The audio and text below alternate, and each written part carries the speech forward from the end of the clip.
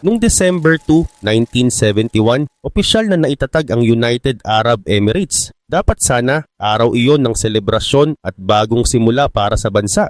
Pero 2 araw bago iyon, may ginawa ang Iran na agad nagpabago sa relasyon nila habang buhay.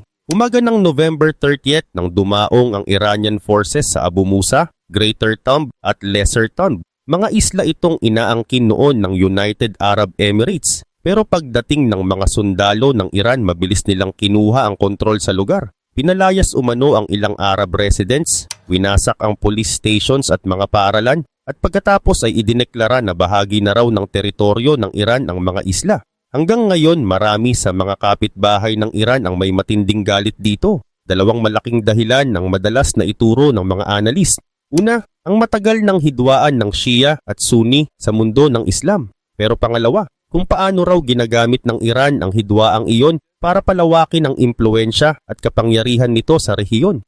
Nang sumiklab ang tensyon sa pagitan ng Iran at Israel, marami ang nagulat sa isang bagay. Isang Muslim country ang direktang nakabangga ng isa pang Muslim country. Doon muling nabuhay ang usapin tungkol sa Shia at Sunni divide na matagal nang itinuturing na ugat ng maraming tensyon sa Middle East. Nagsimula ang lahat mahigit 1,000 years na ang nakalipas pagkatapos pumanaw ni Prophet Muhammad. Sa panahong iyon, isang malaking tanong ang bumalot sa Muslim world. Sino ang dapat mamuno pagkatapos niya? May grupo na naniniwalang si Ali ibn Abi Talib, pinsan at manugang ng propeta, ang dapat maging susunod na leader. Para sa kanila, ang pamumuno ay dapat manatili sa linya ng kanyang pamilya at mga descendants niya. Ang grupong ito ang kalaunan ay nakilala bilang Shia Muslims. Pero may isa pang malaking grupo na may ibang pananaw.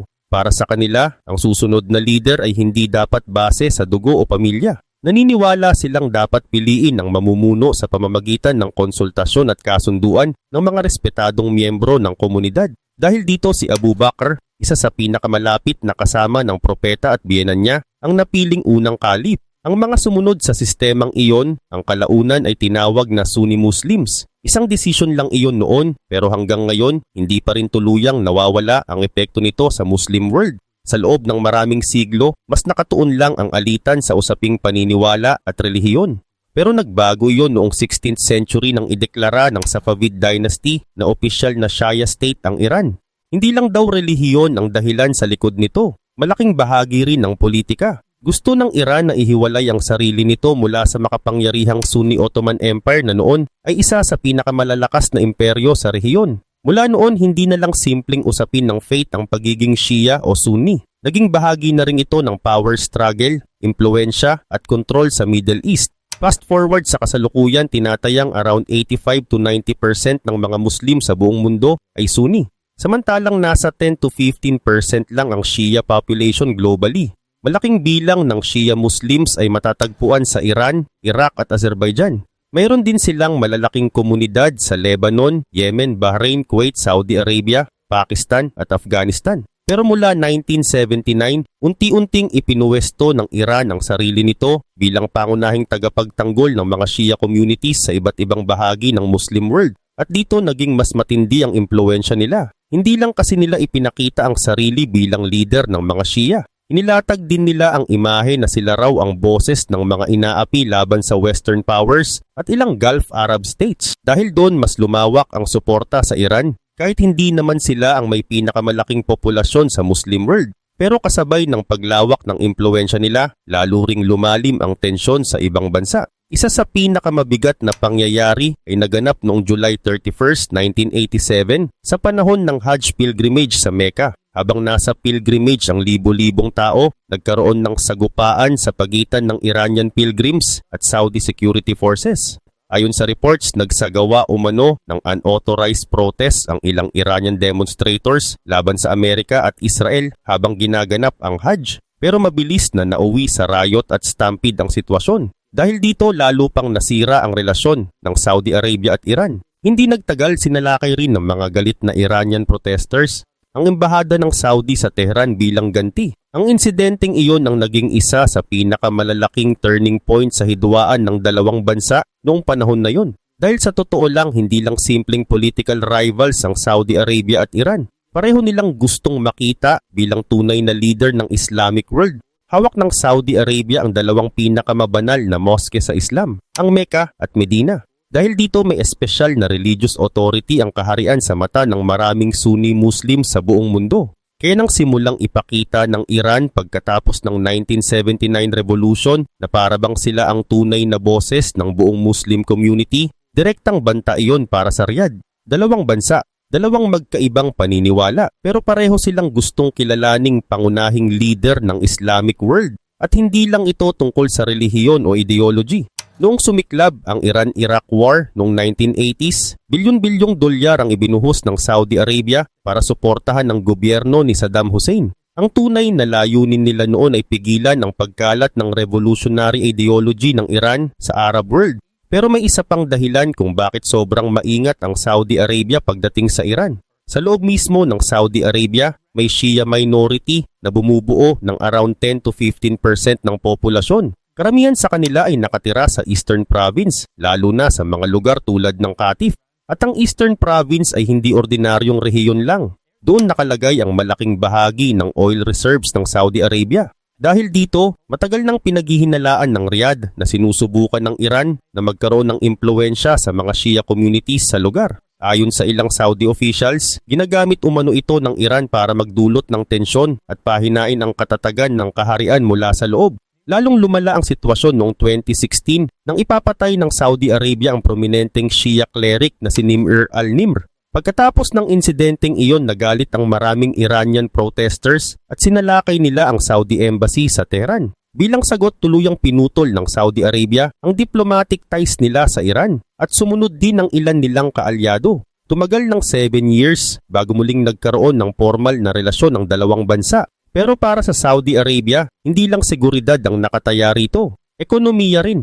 Nakadepende kasi ang kinabukasan ng Saudi sa Vision 2030, isang napakalaking plano para gawing global investment at tourism hub ang bansa at mabawasan ang pagdepende nito sa oil industry. Pero may isang malaking problema, hindi magiging posible ang planong iyon kung magulo ang buong rehiyon. Kaya tuwing may pag-atake sa Saudi energy facilities, itinuturing ito ng Riyadh bilang direktang banta sa future ng kanilang ekonomiya. Lalo na noong mga strike na nangyari noong 2019 at muli noong 2026. Para sa Saudi leaders, parang sinusubukan umanong pigilan ng Iran ang pagbabago at pag-angat ng bansa bago pa ito tuluyang magtagumpay. Pero higit sa lahat, isang bagay talaga ang pinakakinatatakutan ng Saudi Arabia, ang nuclear program ng Iran. Ilang beses nang malinaw na sinabi ng Saudi officials na kapag nakagawa ng nuclear weapon ang Iran, mapipilitan din silang gumawa ng sarili nilang nuclear arsenal. Pagsapit ng 2026, umabot na raw sa near weapons grade levels ang uranium enrichment ng Iran. At iyon ang naging isa sa pinakamalaking dahilan kung bakit lalong pinalakas ng Saudi Arabia ang defense systems nila. Pero habang lumalala ang tensyon, may isang bansa namang sumubok ayusin ang relasyon ng dalawa, China. Noong 2023, pinangunahan ng China ang Beijing Agreement na muling nagbalik ng diplomatic relations sa pagitan ng Saudi Arabia at Iran matapos ang 7-year break. At noong April ng 2025, personal pang bumisita sa Tehran ang Saudi Defense Minister na si Khalid bin Salman Al Saud para makipagpulong kay Ali Khamenei. Sa panlabas, mukhang pinili na ng dalawang bansa ang kontroladong relasyon kaysa direktang giyera. Pero sa likod ng lahat nanatili pa rin ang malalim na pagdududa sa isa't isa. Para kasi sa Iran, hindi nila tinitingnan ang sarili bilang agresor. Sa pananaw nila, ang Saudi Arabia ay isang monarchy na matagal nang suportado ng Amerika at konektado raw sa iba't ibang extremist groups sa rehiyon. Naniniwala rin ang Iran na sinusubukan silang palibutan at kontrolin ng Saudi kasama ng Western powers. At dahil parehong malalim ang hinala ng bawat panig, hirap manatiling matatag ang anumang kasunduan. At yun mismo ang nangyari. Matapos ang US at Israeli strikes laban sa Iran noong February ng 2026, gumanti ang Iran sa pamamagitan ng pagpapakawala ng missiles at drones papunta sa ilang Saudi cities. Ayon sa Iran, tinutulungan umano ng Saudi Arabia ang Western military operations sa rehiyon. Sa loob lang ng maikling panahon, halos tuluyang bumagsak ang tiwalang muling binuo sa ilalim ng Beijing Agreement. Pero kung may bansang tunay na nag-iwan ng malalim na sugat sa Iran, isa rito ang Iraq. Hindi lang araw o buwan tumagal ang banggaan nila. Umabot ito ng 8 brutal years. Nagsimula ang Iran-Iraq War noong 1980 at kumitil ng mahigit 1 million lives. Parehong winasak ng digmaan ng ekonomiya, militar at kinabukasan ng dalawang bansa. Pero kahit ganoon kabigat ang pinagdaanan nila, may nangyaring malaking pagbabago noong 2003 at ironic man pakinggan, hindi iyon direktang ginawa ng Iran. Nang salakayin ng Amerika ang Iraq at gibain ng dating power structure ng bansa, nawala ang pinakamalaking harang na pumipigil noon sa impluwensya ng Iran sa western border nito. At mula roon, unti-unting lumalim ang impluwensya ng Iran sa loob mismo ng Iraq. Ang sumunod pagkatapos noon ay isang bagay na inilalarawan ng maraming Iraqi nationalists bilang isang silent invasion. Hindi raw dumating ang Iran gamit ang tangke o libu-libong sundalo. Sa halip, dahan-dahan nitong pinalawak ang impluwensya sa pamamagitan ng politika, pera, milisyas, negosyo at relihiyon, pero mas komplikado pa rito ang totoong sitwasyon ng Iraq. Dahil ang galit sa impluwensya ng Iran ay hindi lang nanggagaling sa isang grupo. Iba't ibang komunidad sa Iraq ang may sariling dahilan kung bakit hindi sila nagtitiwala sa Tehran.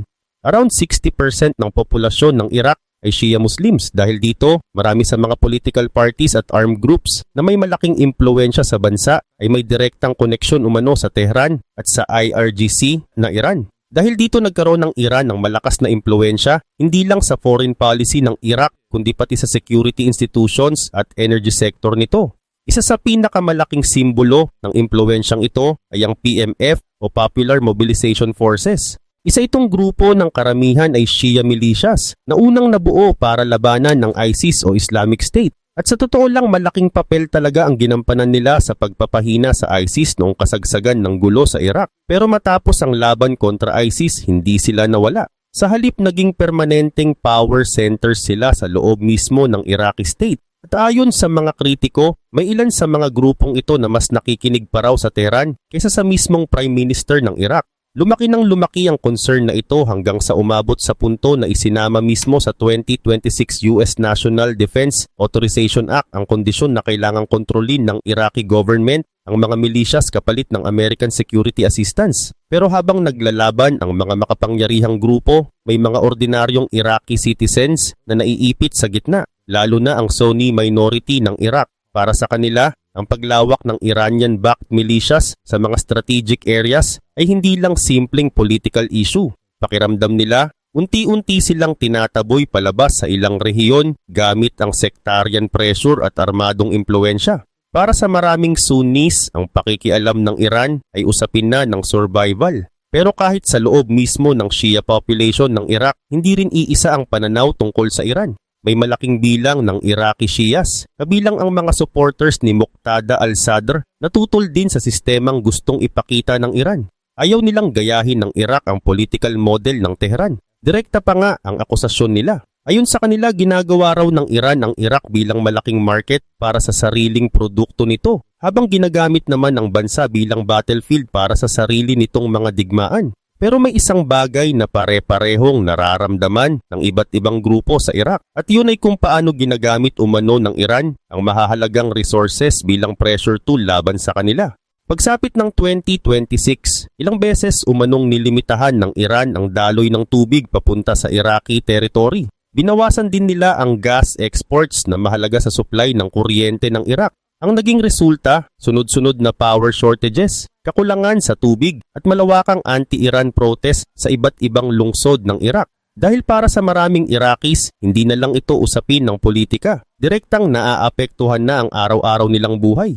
At habang lumalawak ang listahan ng mga bansang may tensyon sa Iran, may isang bansa namang matagal na sinubukang umiwas sa gulo, Qatar. Ibang-iba kasi ang relasyon ng Qatar sa Iran kumpara sa ibang Gulf states. Habang lantaran ang galit ng Saudi Arabia at United Arab Emirates laban sa Tehran, mas pinili ng Qatar na manatiling neutral. Sinubukan nitong panatilihing bukas ang komunikasyon at ilagay ang sarili bilang mediator sa rehiyon. At sa loob ng maraming taon, epektibo talaga ang strategy na iyon.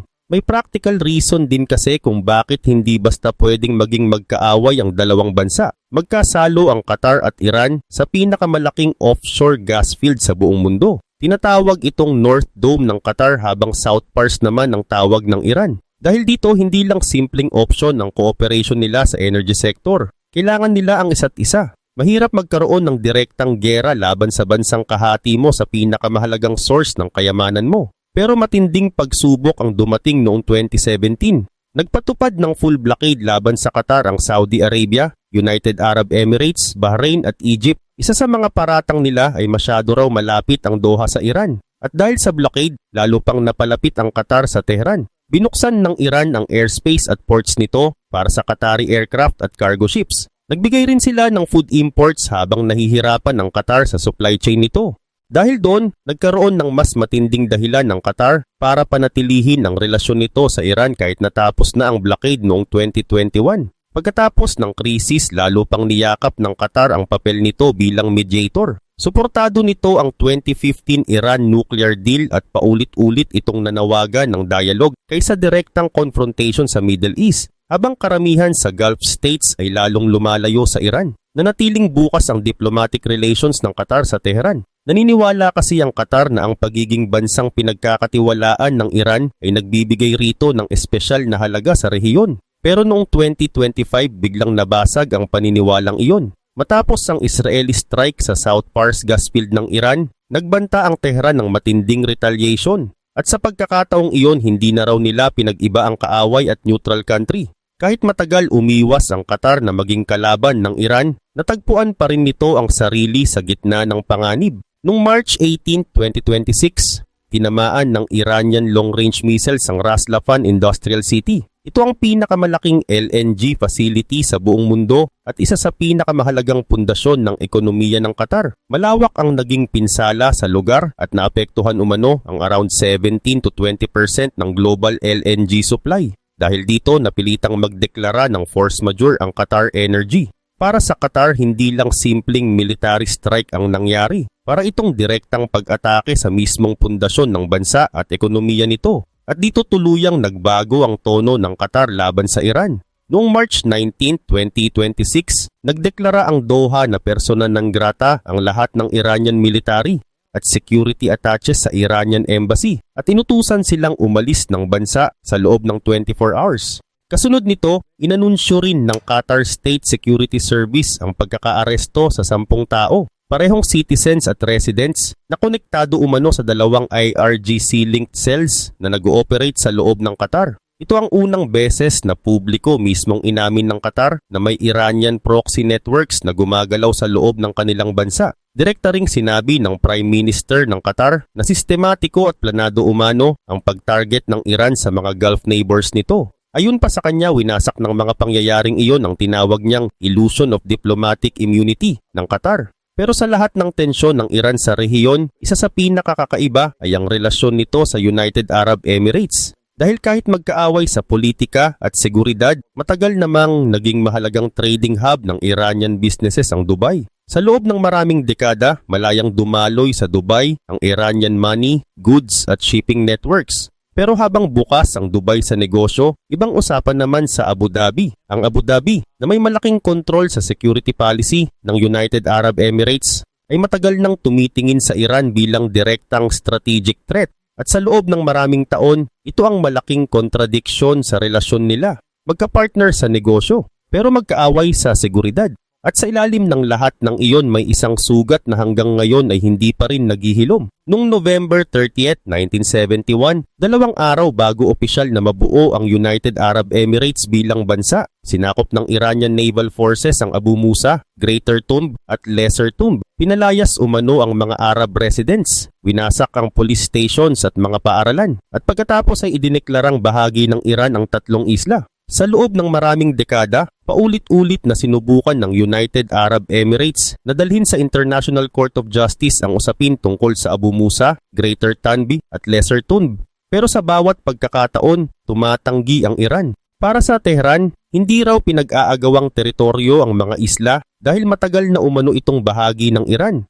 Pero para sa United Arab Emirates, hindi ito simpleng lumang issue lang. Isa itong sugat na hanggang ngayon ay hindi pa rin naghihilom. Hindi rin nagtapos sa usapin ng mga isla ang tensyon ng dalawang bansa. Suportado ng United Arab Emirates, sanctions laban sa Iran at sumama rin ito sa Saudi-led coalition sa Yemen laban sa Houthis na matagal nang inuugnay sa Tehran. Gumastos din ang bansa ng bilyon-bilyong dolyar para sa advanced air defense systems laban sa Iranian missile threats. Pagsapit ng 2026, naging pangunahing target ng Iran ang UAE sa Gulf region. Sunod-sunod na tinamaan ang Burj Al Arab, Dubai International Financial Center, Jebel Ali Port, Ruwais Refinery at Fujairah Petrochemical Complex. Mga lugar na mahalaga sa ekonomiya at global image ng bansa bilang financial at trade hub. Inakusahan pa ng IRGC ang United Arab Emirates na tumutulong umano sa US military operations sa rehiyon. Pero imbes na gumanti gamit ang missiles, ibang paraan ang pinili ng United Arab Emirates. Noong May 1, 2026, inanunsyo nitong aalis na ito sa OPEC. Para sa maraming analysts, hindi lang simpleng pagbabago sa oil policy ang hakbang na yon kundi isang malaking dagok sa economic unity ng rehiyon.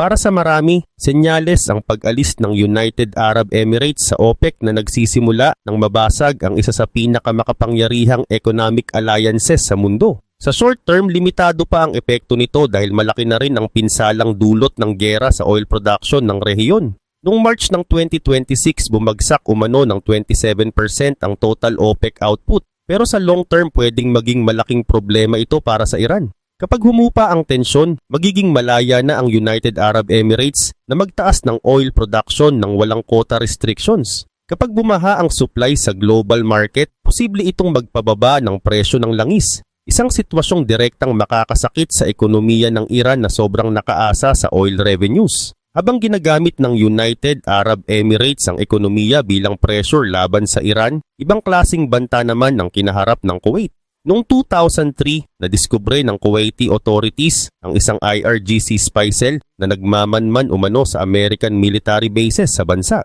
Pagkatapos, noong 2015, sumabog ang mas malaking kontrobersya na tinawag na Abdali Cell, kung saan nakumpiska ang toneladang armas at explosives na konektado umano sa IRGC at Hezbollah. Pagsapit ng 2026, muling lumala ang tensyon matapos arestuhin ng Kuwait ang isang Hezbollah-linked network na umano'y nagpaplanong magsagawa ng assassinations at sabotage operations. Kasunod nito, tinamaan ng Iranian strikes ang Al-Ahmadi Refinery at isang desalination plant na ikinasawi ng mga sundalo at sibilyan. Dahil direktang katabi ng southern Iraq ang Kuwait, lagi itong exposed sa impluensya ng IRGC-backed militias. Kaya kahit sumusunod ito sa US at UN sanctions, maingat pa rin nitong binabalanse ang relasyon sa Tehran, lalo na't malaking bahagi ng populasyon nito ay Shia Muslims. Pero kung may bansang mas matinding takot sa Iran, yun ay ang Bahrain. May mga Iranian leaders pa ngang dating tumatawag dito bilang 14th province ng Iran. Pinamumunuan man ito ng Sunni royal family. Karamihan naman sa populasyon nito ay Shia. Dahil dito, tingin ng Bahrain sa Iran ay hindi lang regional rival, kundi direktang banta sa katatagan ng bansa. Lalong tumindi ang tensyon matapos ang alleged coup attempt noong 1981 at ang Arab Spring protests noong 2011 na itinuring ng gobyerno bilang Iranian-backed operations. At pagsapit ng 2026, naging realidad ang kinatatakutan ng Bahrain. Mahigit 650 Iranian missiles at drones ang na-intercept nito habang target ang US 5th Fleet Headquarters at iba pang critical sites. Bilang tugon, nagsagawa ang gobyerno ng malawakang crackdown laban sa mga pinaghihinalaang konektado sa Iran habang daan-daan ang inaresto at ilan pa ang tinanggalan ng citizenship. Pero higit sa politika at relihiyon, isa pang dahilan kung bakit takot ang Gulf states sa Iran ay ang strategic advantage nito. Kontrolado ng Iran ang northern side ng Strait of Hormuz, isa sa pinakamahalagang oil at LNG routes sa buong mundo. Noong 2026, nagpatupad ito ng de facto blockade na nagpahinto sa malaking bahagi ng shipping traffic at nagpataas ng global oil prices. Bukod dito, madaling targetin ng Iranian missiles at drones ang desalination plants ng Gulf countries na siyang pangunahing source ng fresh water sa rehiyon. Pagdating naman sa military capability, tinatayang lampas 2,500 ballistic missiles ang hawak ng Iran. Habang tumatagal ang tensyon, mabilis ding nauubos ang mamahaling air defense systems ng Gulf states dahil sobrang mura lang ng Iranian drones kumpara sa missiles na ginagamit para pabagsakin ng mga ito. Pero sa huli, nuclear program pa rin ng Iran ang pinakakinatatakutan ng rehiyon. Pagsapit ng 2025, umabot na raw sa near weapons grade levels ang uranium enrichment nito. Dahilan para ituring ang Iran bilang isang threshold nuclear state. At habang iniiwasan ng Amerika at Israel ang full-scale invasion, patuloy namang ginagamit ng Tehran ang proxy groups tulad ng Hezbollah, PMF militias at Houthis para palawakin ang impluensya nito sa Middle East. Tinawag ito ni Abdullah II of Jordan bilang Shaya Crescent, isang lumalawak na network ng Iranian influence sa buong rehiyon.